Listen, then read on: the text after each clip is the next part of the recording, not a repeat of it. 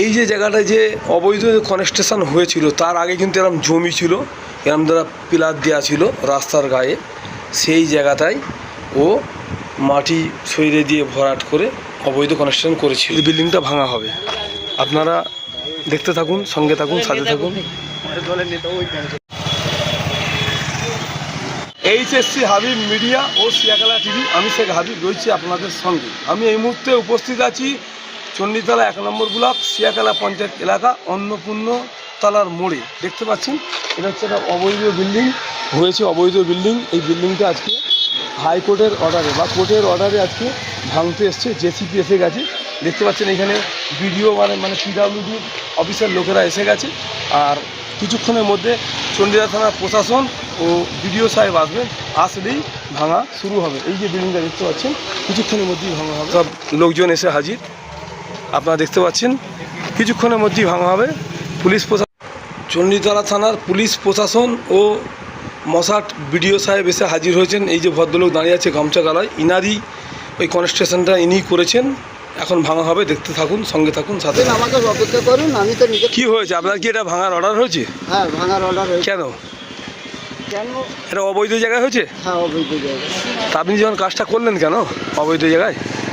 তাহলে এই সবাই করে আছে, সে ছেলে করেছে, আমি তো। আমাদের একটা কেস চলছিল, আপনারা জানেন, জেনে বুঝে করা তো উচিত হয় না আপনাদের। কেস চলে না তখন। হ্যাঁ, তখন তো কেস হয়েছে, এখানে মারামারি হওয়ার পর তুলে তালে নিয়ে গেছিল তো, কেস হয় না। মারামারি হয়ে দুপক্ষে তুলে নিয়ে গেছিল তো পুলিশ। তা পুলিশ নিয়ে গেছে তো, সেটা কেস হয়ে গেল। কেস হয় না। আপনি আর কি চাইছেন, এটা আজকে ভাঙতে দেবেন না? আমি বলছি আজকে দিন আমি কালকে করে নেবো, আপনারা করে নেবেন। আমি 2 দিন সময় দেন, আমি কালকে তুলে নেবো। কিন্তু আমার কাছে যেটা খবর আছে, এটা কোর্টের অর্ডার, সেই অর্ডারের ভিত্তিতে আজকে ভাঙা হবে। হ্যাঁ, এইটা 2 দিন একটু অপেক্ষা করতে হবে। 2 দিন অপেক্ষা করলে ভালো হয় আপনার, আপনি নিজে খুলে নেবেন। হ্যাঁ, আমি নিজে খুলে। আপনার নাম? শেখ মতিয়ার রহমান। বাড়ি? বাড়ি সন্দীপুর। কতদিন করেছেন এটা? হলো বছর খানেক মনে হয়ে যাবে।